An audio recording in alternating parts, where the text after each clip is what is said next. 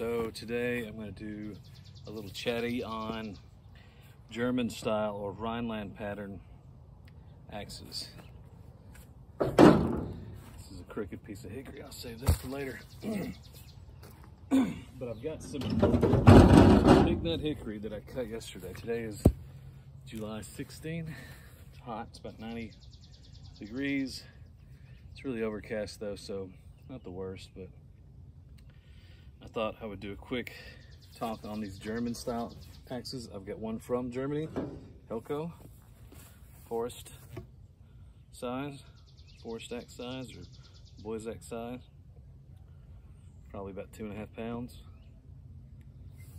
And then I've got one from Müller in Austria, the Biber.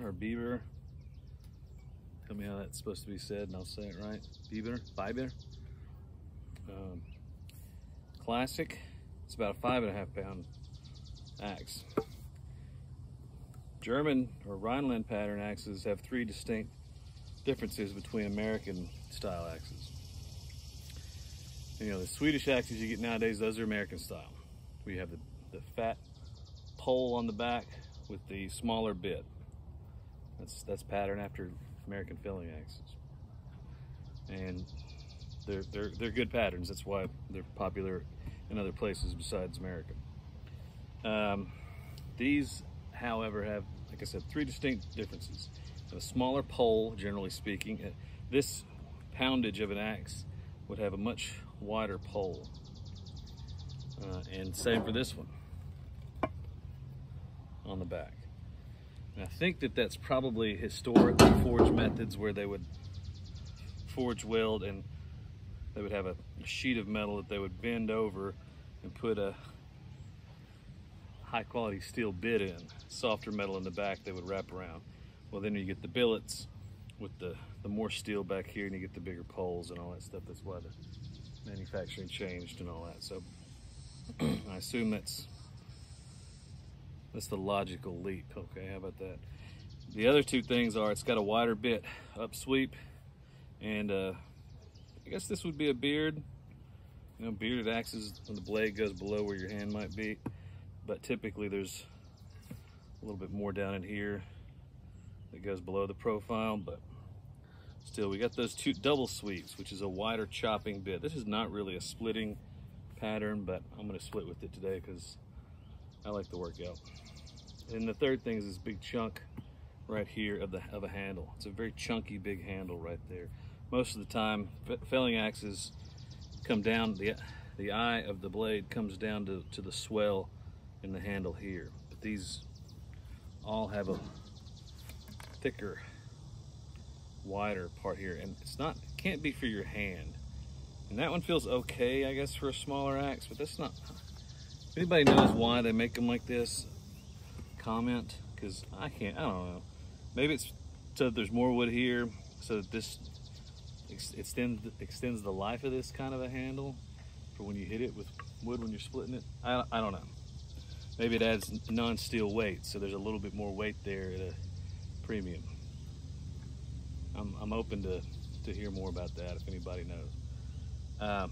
But still is a very comfortable and ergonomic tool to use. So I've got this is Pignut Hickory that I cut on the side of the road yesterday. It's mostly limb wood, so it's knotty and twisty, and it's not going to split easy, especially with this is not really a splitting profile bit, but I'm going to use it on it anyway. So there's going to be some stickage. There's going to be me groaning and trying to get it out of the wood and all that kind of stuff. So, you know, if you don't like that, then wait for the next one, I guess. But that's what I'm going to do today. So let's see what it can do, these German style. This one's made in Austria. This one is made in Germany. Let's see what these guys can do on some old roadside hickory here.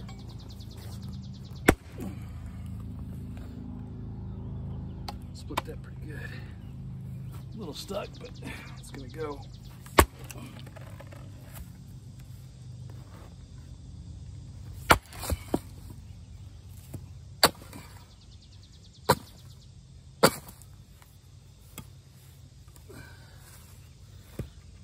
There it is.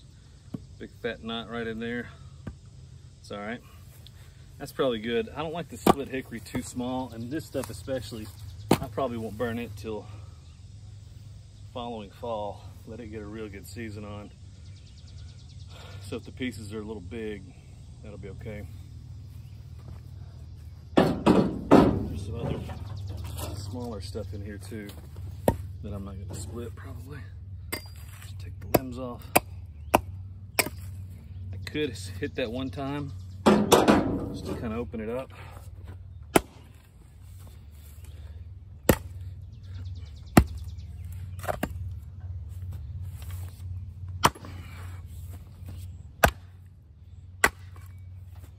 Definitely not going to do that on all of them, but it'll really dry it out quick.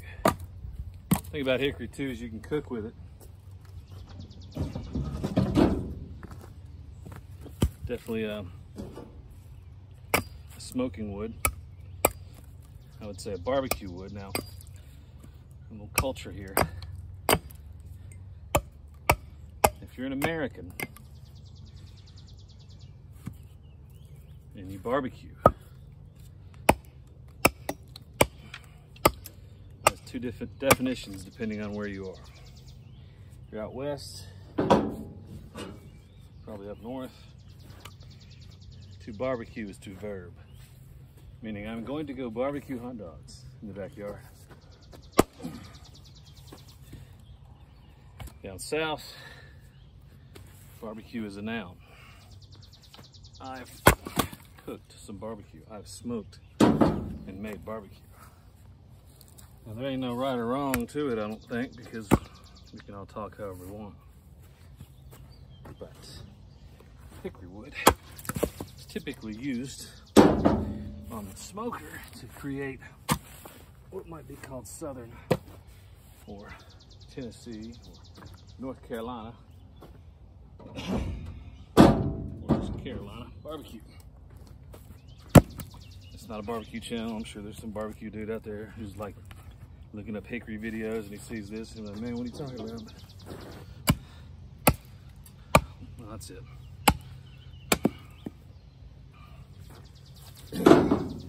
I love cooking with hickory wood, so I don't mind if some of these pieces are a little small where I can chop them up and throw them in the charcoal grill and I'll grill with them.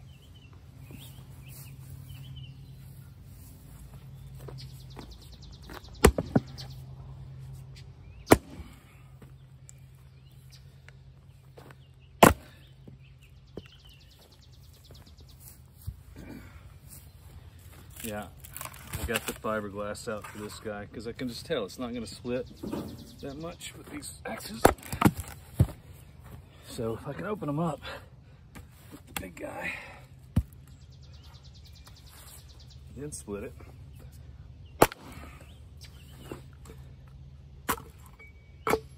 And hickory's definitely wood that splits with the grain. This one had a big knot down there, and the grain moves and has a big wave in it. Still split pretty clean, not a lot of stringiness. This side there was no knots, super clean. Beautiful.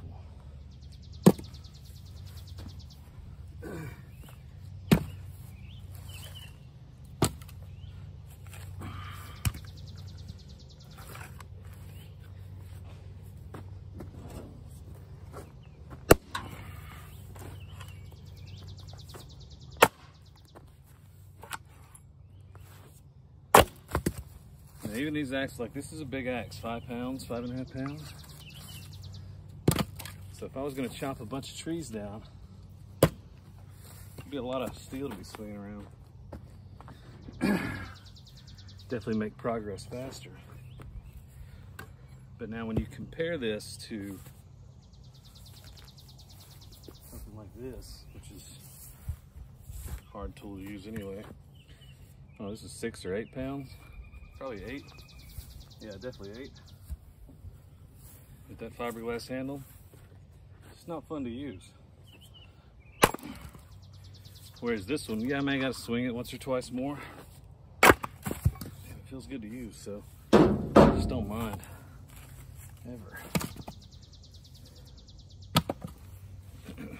All right, I'm gonna do one more.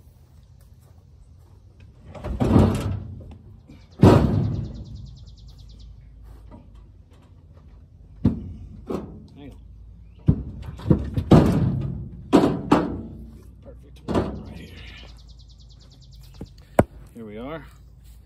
About a 6-inch piece of hickory limbwood. A few knots.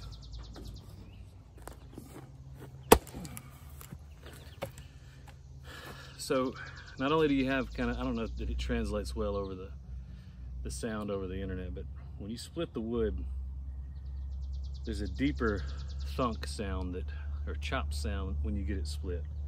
Is what this made. It didn't stick. Now it is stuck in there, but it's very loosely stuck. I mean, I barely have to get it out. It's because it's split all the way down to there.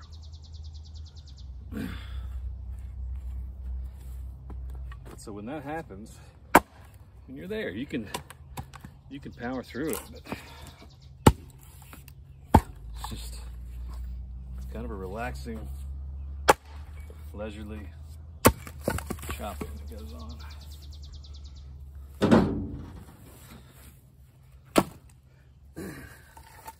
This stuff may be ready by this fall. I'll split a couple more. This stuff may be ready by this fall, but I may cook with it now, but I don't think I'll really be too worried about burning it. Same goes for all that oak that I was cutting on earlier. It's definitely going to be stuff that I let season in piles and then stack this fall once I get my wood stacks sold off or burned.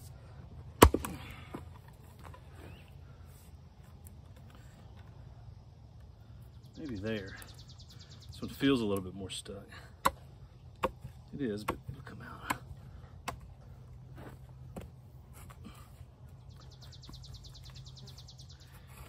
I just set up a temporary stump here to chop on. It's not a very good one, and it shows.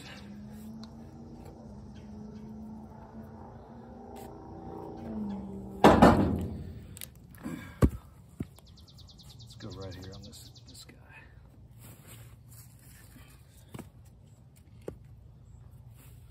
We go right there.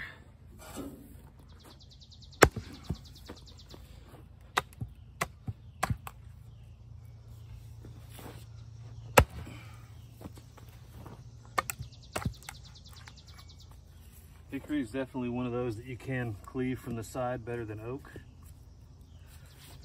This one's a little twisted, and that's why I'm doing it.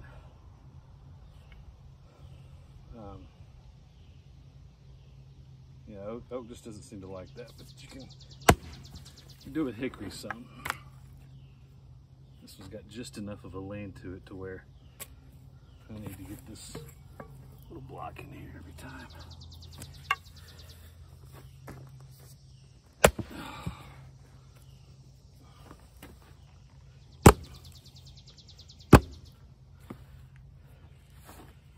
And I could get a different tool out and make this more efficient, make this go a lot quicker. It's not really the point of this exercise here. I'm just showing you a different way to do it with a different kind of tool. I was a little skeptical of this guy when I got it, but I really like using it. Thinking about getting one or two of the smaller sizes too.